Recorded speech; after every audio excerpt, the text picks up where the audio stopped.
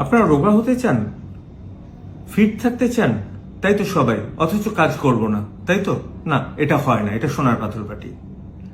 আপনার কিন্তু কোনো ফ্যাট বার্নার লাগবে না, অন্য কিছু লাগবে না। আপনাদের খাবার কিছু চেঞ্জ করতে হবে, ফুড হ্যাবিট এবং লাইফস্টাইলের। আমাদের বাঙালির ফুড হ্যাবিট না মেনলি কার্বোহাইড্রেট বেসড।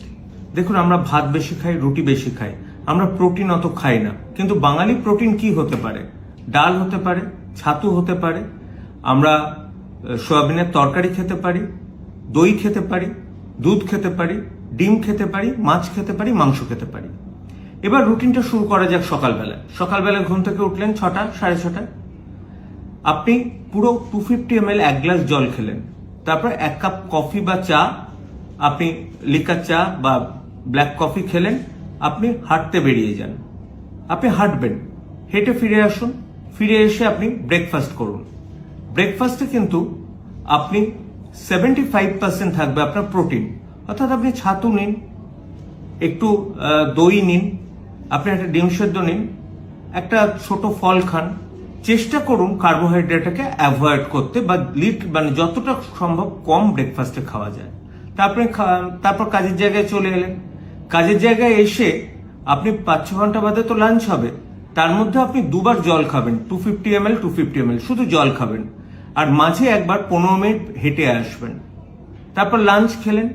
লাঞ্চেও কিন্তু সেম ফর্মুলা হবে, 75% থাকবে প্রোটিন এবং ভেজিটেবলস, 25% থাকবে স্টার্চ অর্থাৎ কার্বোহাইড্রেট।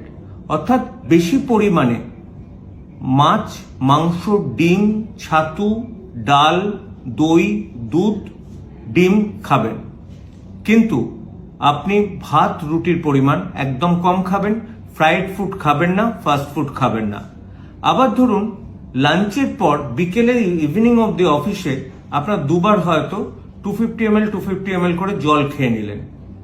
তারপর বিকেল থেকে বেরিয়ে বাড়িতে এসে ইভিনিং স্ন্যাক্সটা যতটা সম্ভব কম করা যায় করুন, হয়তো আপনি ছাতুই খেলেন 2 চামচ।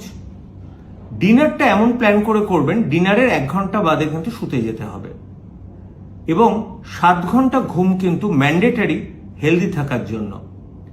সুতরাং ডিনারও কিন্তু একই হবে, কিন্তু আপনি ডায়েটটাকে পাল্টে দেবেন। যেটা আপনি খাচ্ছিলেন প্রোটিন, সকালে যদি আপনি ডিম খান, রাতে মাছ খান। সুতরাং বাঙালি নিজের মতো করে প্রোটিনের অভ্যাসটা বাড়িয়ে তুলুক, কার্বোহাইড্রেটের অভ্যাস কমাক, আর দিনে 10,000 স্টেপ হাঁটুক, আর রাতে 7 ঘন্টা যেন ঘুমোয়। আপনি দেখবেন হেলদি থাকবেন, ফিট থাকবেন, কোনো এক্সট্রা পয়সা খরচ করতে হবে না।